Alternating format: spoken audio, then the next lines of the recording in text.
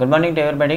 Welcome to day 9 session 1 Polytechnic live coaching అందరికీ స్వాగతం అండి. ఈ రోజు అయితే మనం పాలినామియల్స్ గురించి మనం చెప్పుకోబోతున్నాం. సో పాలినామియల్స్ అంటే ఏమిటి, అదే విధంగా పాలినామియల్ అనడానికి ఏమైనా కండిషన్ ఉందా, సో ఈ మొత్తం అనేది లెసన్ అయితే బేసిక్స్ ఈరోజు చెప్పుకోబోతున్నాం. అండ్ నెక్స్ట్ వీడియోలో అయితే దానికి సంబంధించి అప్లికేషన్స్ అండ్ ప్రాబ్లమ్స్ చేద్దాం.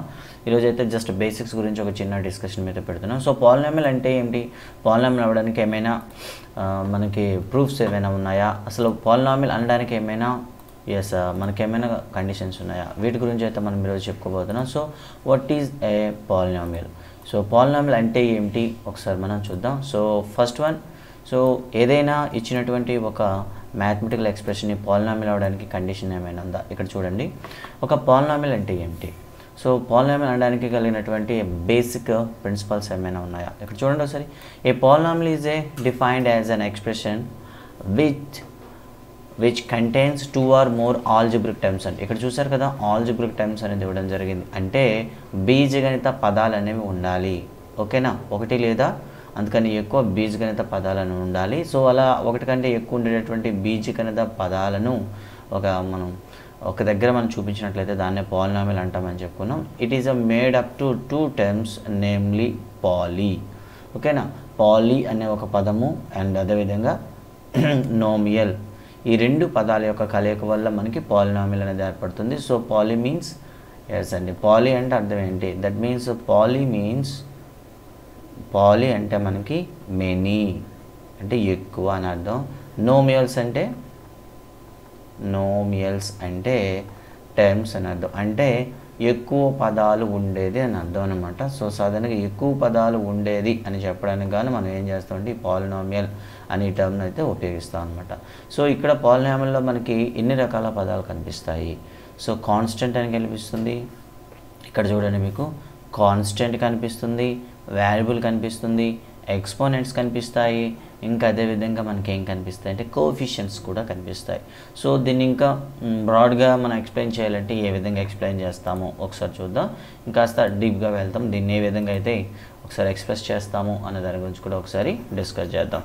సో పాలినామియల్ అనడానికి ఏమైనా కండిషన్స్ ఉన్నాయా, సో ఒకసారి చూద్దాం హియర్. ఓకే, ఇంకా కాస్త మనం డెప్త్గా చెప్పుకుంటే ఈ విధంగా చెప్పొచ్చు, ఒకసారి చూడండి. ఎస్, పాలినామియల్ అంటే ఏంటి, it is an mathematical expression consisting of variable, coefficient and operations of addition, subtraction, multiplication and non negative integer exponent. చూడండి ఇక్కడైతే మీకు సమగ్రమైన డెఫినేషన్ ఇవ్వడం జరిగింది. It is an mathematical expressions with consisting of variables, coefficients, operations of addition, subtraction and last one చూడండి ఇక్కడ non negative integer exponent అండి. So ఈ కండిషన్ మనం తెలిసినట్లయితేనే పాలినామియల్ అవుతుందా కాదా మనం చూడొచ్చు.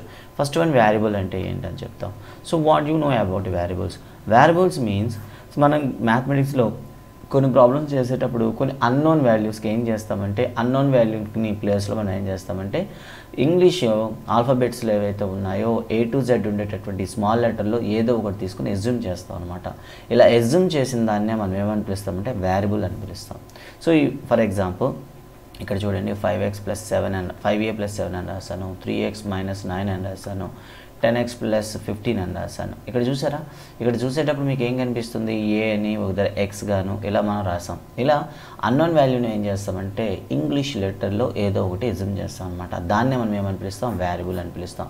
సో ఈ వేరియబుల్ని రాస్తూ ముందు ఏం చేస్తారు చూడండి, ఒక వాల్యూ అనేది ఉపయోగించారు చూసారా, దీన్ని ఏమంటారంటే కోఎఫిషియంట్, గుణకము అని పిలుస్తామండి. తెలుగు మీడియం విద్యార్థులు ఎవరైనా చూస్తున్నట్లయితే వేరియబుల్ అంటే చరరాశి, వేరియబుల్ అంటే చరరాశి అని పిలుస్తాము. అదేవిధంగా చరరాశితో ఉండేటటువంటి ఈ అంకెలు ఏవైతే ఉన్నాయో వీటిని గుణకము, కోఎఫిషియంట్ అంటామండి, కోఎఫిషియంట్ అని పిలుస్తాం అనమాట. ఇక గుణకంతో పాటు ఎటువంటి వేరియబుల్స్ లేకుండా మరో సంఖ్య కనిపిస్తుంది చూసారా, దీన్ని స్థిర పదము అని పిలుస్తాం అనమాట. స్థిర పదం అంటే దీన్ని కాన్స్టెంట్ అని పిలుస్తాం అనమాట. Okay, constant. ఈ విధంగా మనకి అయితే ఇది రాసేటప్పుడు ఏం చేస్తారు చూడండి, ఇక్కడ ఒక ఎగ్జాంపుల్ రాస్తున్నాను. ఇక్కడ 5a + 7 అని రాశారు, అదేవిధంగా ఇక్కడ 3x - 9 అని రాశారు. అంటే ఇక్కడ ఏం చేశారు చూడండి, మొదట దాంట్లో ప్లస్ అనే ఒక సింబల్ వాడారు, అండ్ రెండో దాంట్లో మైనస్ అనేది ఒకటి వాడారు. అంటే పాలినామియల్స్లో టర్మ్స్ని డిఫరెన్స్ చేసేటప్పుడు ప్లస్ కానీ మైనస్ కానీ యూజ్ చేయడం అనేది జరుగుతుంది. At the same time 5a అంటే అర్థం ఏంటి, మీకు లోయర్ క్లాస్లో వినింటే ఉంటారు 5 × a అంటే ఇయర్ మల్టిప్లికేషన్ కూడా జరగడం జరిగింది. ఇంకా ఫైనల్ కండిషన్ ఏంటంటే non negative integer as a exponents. So దీని అర్థం ఏంటో ఒకసారి చూద్దాం. అంటే వాటి యొక్క పవర్ అనేది ఎప్పుడు కూడా నెగిటివ్ నెంబర్ ఉండకూడదు. సో కేవలం నెగిటివే కాదండి, చాలా కండిషన్స్ అయితే ఉన్నాయి, ఒకసారి చూద్దాం. పవర్ అనేది ఏమేమి ఉండకూడదు, power should not be negative ఉండకూడదు. ఏమేమి ఉండకూడదు అక్కడ రాస్తాం, నెగిటివ్ ఉండకూడదు, అండ్ ఫ్రాక్షన్ కూడా ఉండకూడదు, అండ్ డెసిమల్ కూడా ఉండకూడదు. ఓకే, ఇలా ఈ 3 ఉండకూడదండి. సో నెగిటివ్ ఉండకూడదంటే వేరియబుల్ అనేది ఎక్కడ ఉండకూడదు, వేరియబుల్ అనేది సో మనకి ఎలా ఉంటుంది, variable should not be in డినామినేటర్లో ఉండకూడదు, condition 1.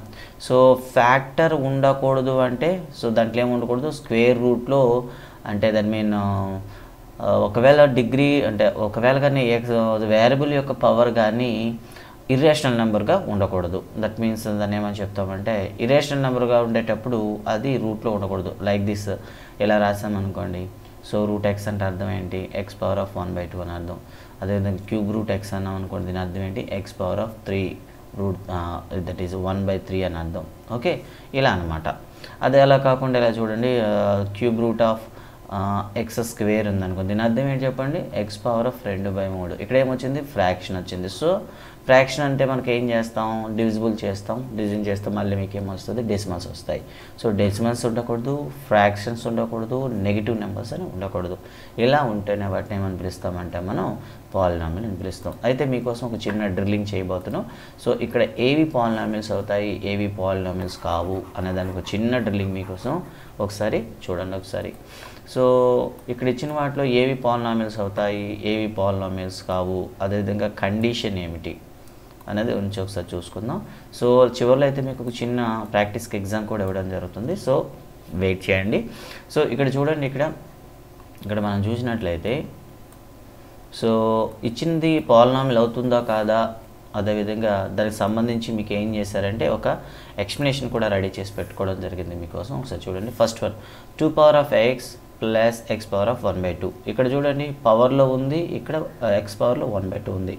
Polynomials cannot contains variable exponents. చూడండి ఒకసారి, పాలినామియల్స్కి ఎప్పుడు కూడా పవర్లో ఏమి ఉండకూడదు, వేరియబుల్ ఉండకూడదు. అంటే 2⁻x కానీ 3⁻y కానీ 5⁻z కానీ అంటే ఎక్స్పోనెంట్స్లో ఏమి ఉండకూడదు, వేరియబుల్ అనేది ఉండకూడదు. అలా ఉంటుంది పాలినామియల్ కాదు. రెండోది, so next one they are also cannot contains non integer. Integer అంటే మనకేం చెప్పండి, ధన సంఖ్యలే ఉండాలి, రుణ సంఖ్యలు ఉండకూడదు.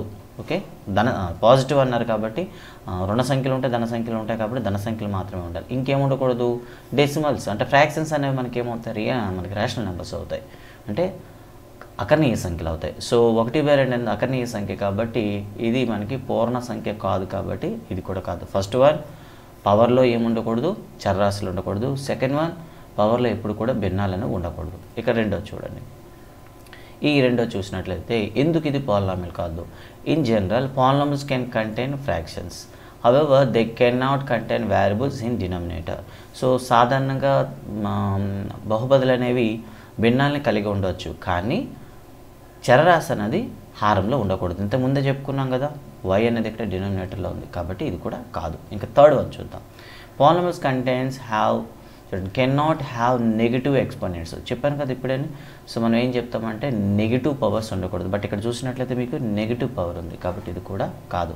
ఇంకో విషయం ఏంటంటే మనకి టెక్స్ట్ బుక్లో లేదు, polynomials cannot contains non polynomial functions including trigonometry functions like cosine. ఇక్కడ చూసారు కదా, కోఫిషియంట్గా వాడేటప్పుడు ఈ ట్రిగ్నోమెట్రీ ఫంక్షన్స్ ఏవైతే ఉన్నాయో అవి యూస్ చేస్తే అవి పాలినామియల్స్ కావన్నమాట. ఇవి బియాండ్ ద టెక్స్ట్ బుక్స్ అంటారు. ఓకే, ఇలా రాయగలిగితే అంటే ఇలా లేకుండా రాయగలిగితే వాటిని మనం పాలినామియల్స్ అంటాం అనమాట.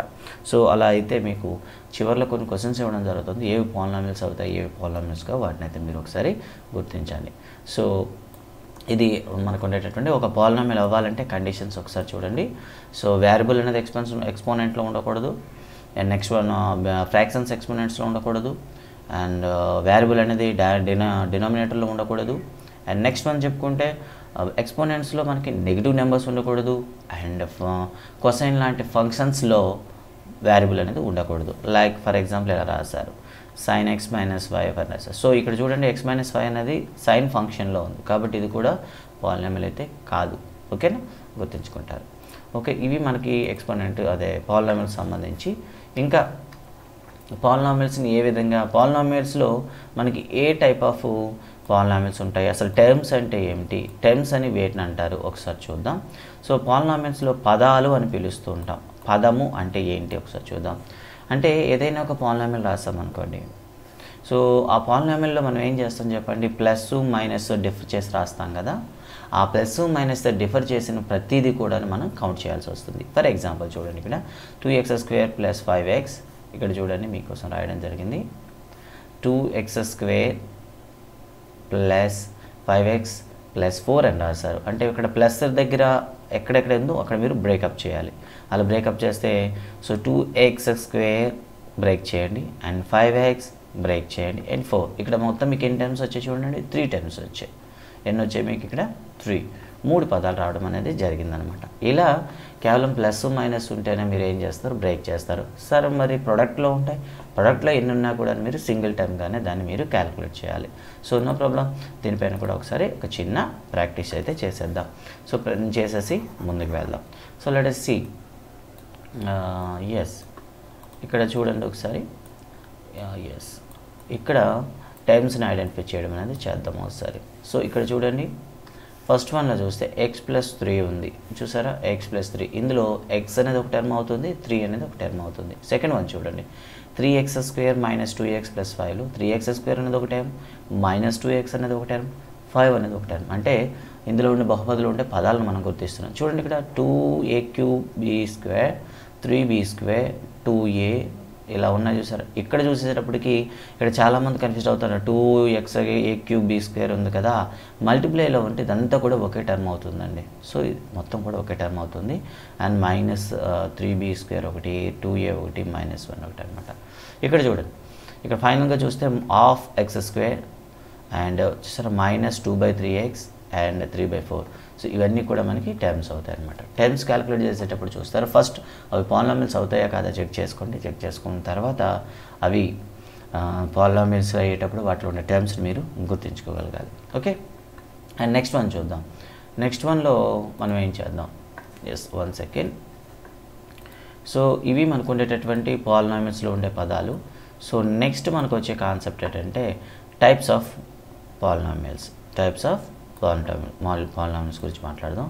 ఏదైనా ఇప్పుడే మనం చెప్పుకున్న టర్మ్స్ క్యాలిక్యులేట్ చేసేటప్పుడు కేవలం ఒకే ఒక టర్మ్ ఉందండి, ఒకే ఒక టర్మ్ ఉంటే దాన్ని ఏమని పిలుస్తాం, మోనోమియల్ అని పిలుస్తాం అనమాట. దీన్నే ఏకపది అని పిలుస్తారు. అంటే ఏ monomial is an expressions which contains only one term. For an example, to be a monomial, that single term should be as a non-zero terms. A few examples for you. ఇక్కడ చూడండి ఒకసారి ఇచ్చారంటే ఏ monomial is an expression which contains only one term.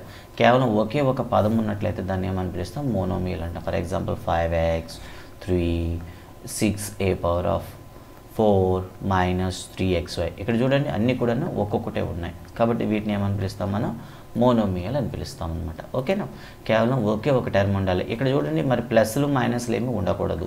Okay, అలా ఉంటే దాన్ని మనం monomial అని పిలవనమాట. ఇక రెండవది బైనోమియల్ అంటే ఏమిటో ఒకసారి చూద్దాం.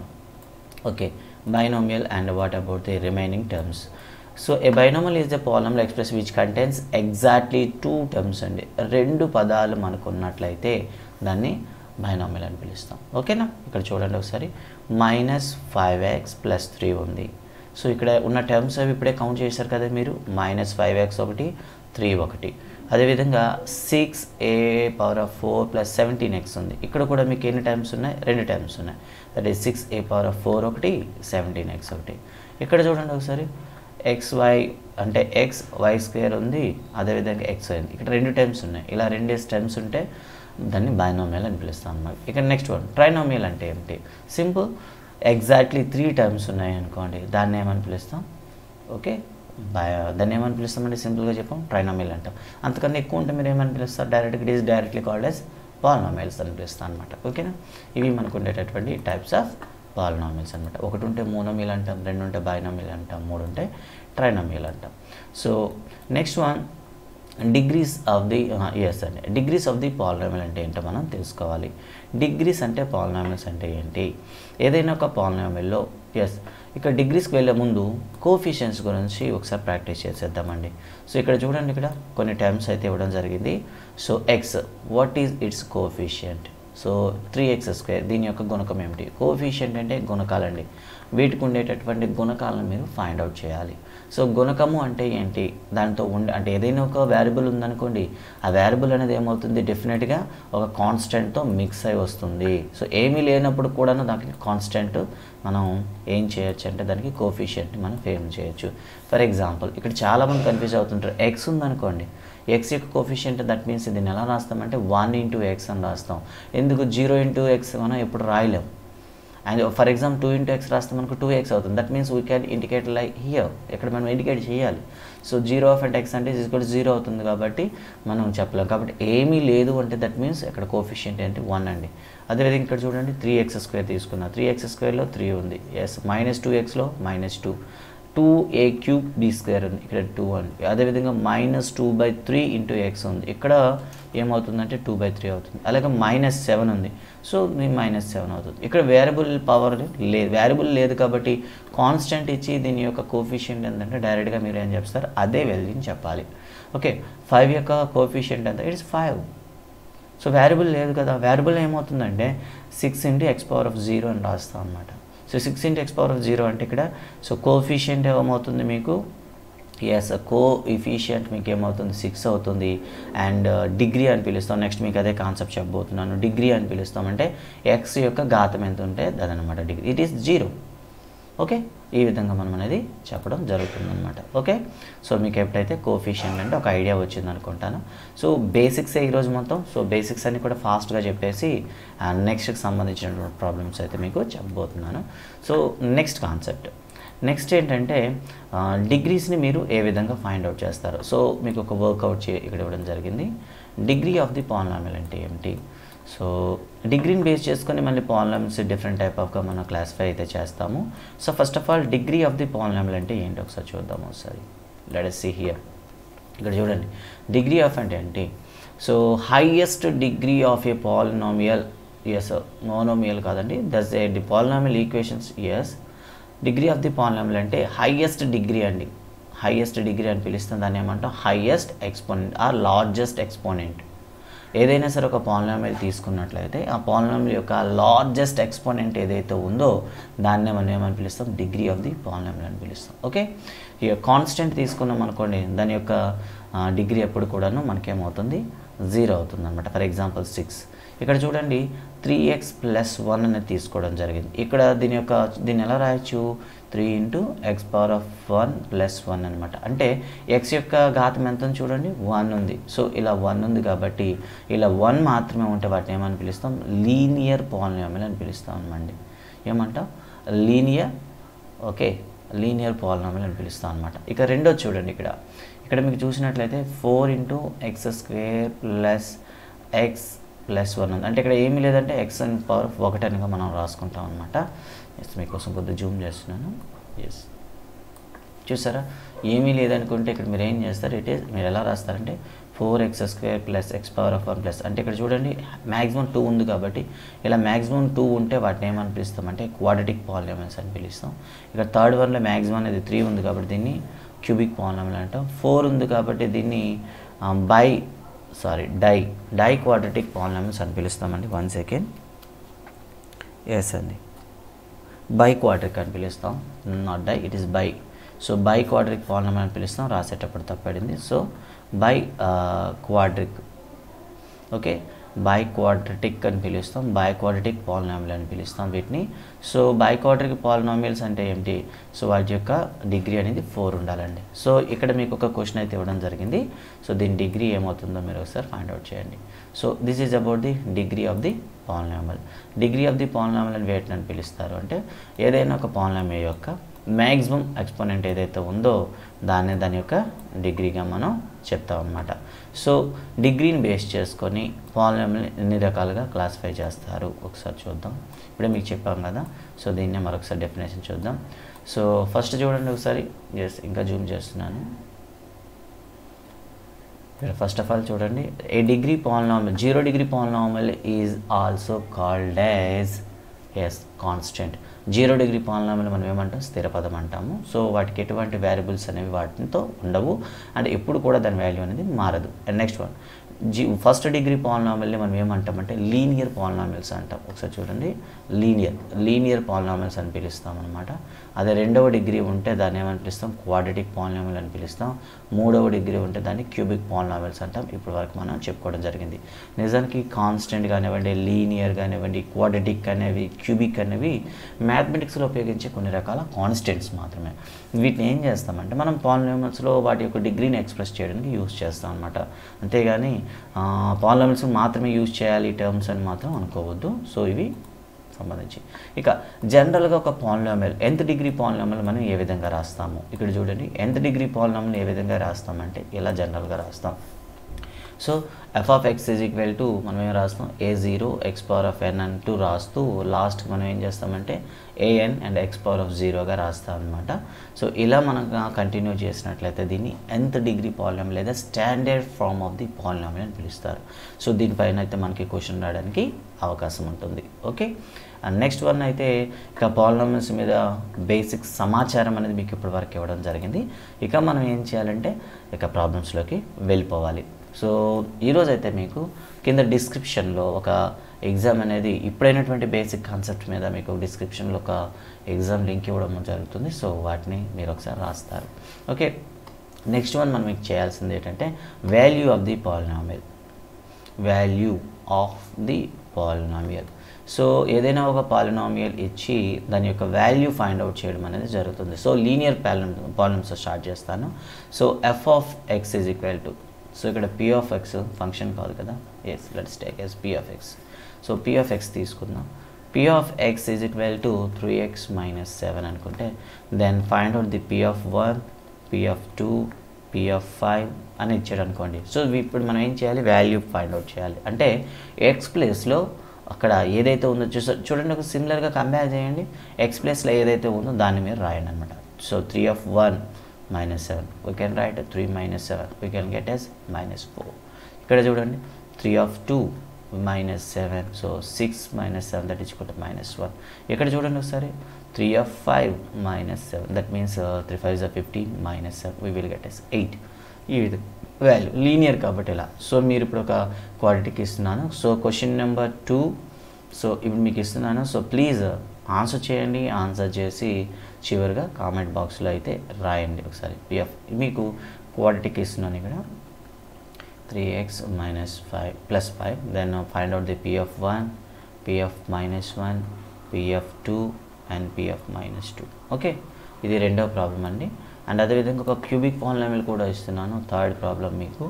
So p of x is equal to, so 3 2 1 అని రాయండి. 2 2 ఇది, and this is 2 3 and 3 yes it is 2 4. okay, third question చూద్దాం. p of x is equal to 5x cube plus 7x square minus 20x plus 15. అలా అయితే p of minus 3 is equal to ఎంత అవుతుంది? 3లో 1 అండి ఇది, అండ్ 3లో 2 మీకు ఇవ్వడం జరిగింది. p of 0 is equal to ఎంత అవుతుంది? అండ్ 3లో థర్డ్ అండి ఇది. సో మీరు రాసేటప్పుడు 3లో థర్డ్ అని రాయండి. p of 2 ఎంత అవుతుంది? సో ఫైండ్ అవుట్ చేస్తారు. ఇది క్వాడ్రాటిక్ సంబంధించి. అండ్ ఫోర్త్ వన్ చూద్దాం. సో మీరు వీడియో పాస్ చేసి మొత్తం చేసిన తర్వాతే మీరు ఆన్సర్ అయితే పెట్టండి. So p of x is equal to మీకు 4th డిగ్రీ పాలినామియల్ ఇస్తున్నాం ఇక్కడ.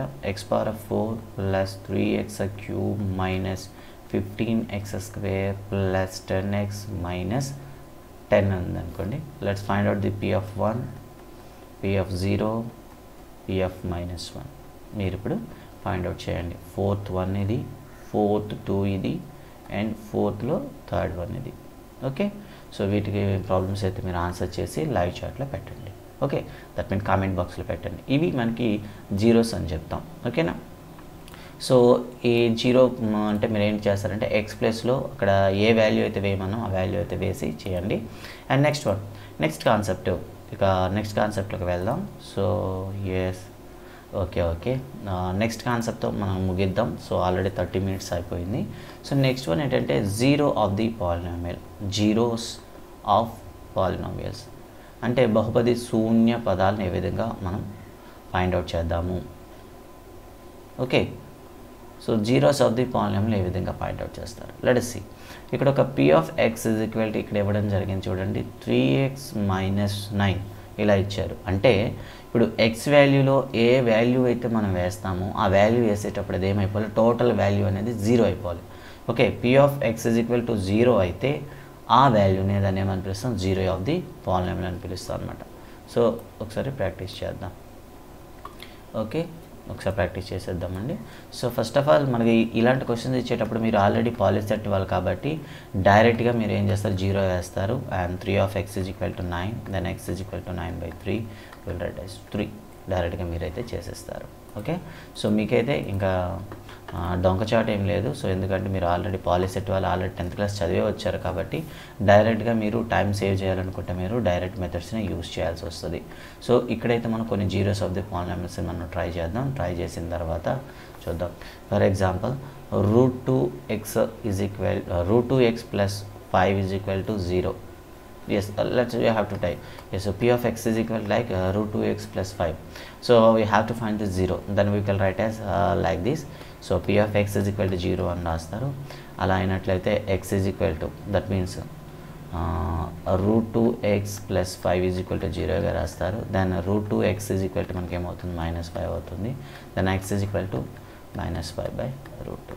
ఈ విధంగా మనం ఏం చేస్తామంటే ఫైండ్ అవుట్ చేస్తాం అనమాట. సో మీకైతే కొన్ని క్వశ్చన్స్ ఇస్తున్నాను. సో లీనియర్ ఇస్తున్నాను ఎందుకంటే క్వాడ్రాటిక్ అనేది చేసేటప్పుడు మనం ఖచ్చితంగా గ్రాఫ్స్ గురించి కూడా డిస్కస్ చేయాలి. సో నెక్స్ట్ క్లాస్లో గ్రాఫ్స్ గురించి చేస్తాను. ఇక్కడ కొన్ని ప్రాబ్లమ్స్ అయితే మీకు ఇస్తున్నాను. 5th ప్రాబ్లం మీకు ఇక్కడ 6x - 18 సో దీని యొక్క 0 ఎంత అవుతుంది, is a p of x అయినప్పుడు దీని 0 ఎంత అవుతుందో ఫైండ్ అవుట్ చేయండి. అండ్ 6th వన్ చూడండి, 3/2x + 5/6 ఓకే అయినట్లయితే x ఫైండ్ అవుట్ చేయండి. అండ్ నెక్స్ట్ వన్ చూడండి, ఇక్కడ 1/3x - 7/10 0 అయినైతే x ఫైండ్ అవుట్ చేయండి. And 8th one √3/2x - √2/10 okay 0 అయితే x వాల్యూ ఎంత. సో ఈ ప్రాబ్లమ్స్ అయితే మీరు చేయండి, చేసేసి కామెంట్ బాక్స్లో పెట్టండి. రేపైతే మనం క్వాడ్రాటిక్ ఈక్వేషన్స్ని, సో మల్టిప్లికేషన్, డివిజన్ ఇక డైరెక్ట్గా ప్రాక్టీస్లోకి వెళ్ళిపోదాం.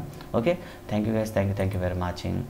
అండ్ మీ యొక్క కామెంట్స్ అయితే పెట్టండి. అండ్ వీడియో నచ్చినట్లయితే లైక్ చేయండి. Okay guys, bye, thank you.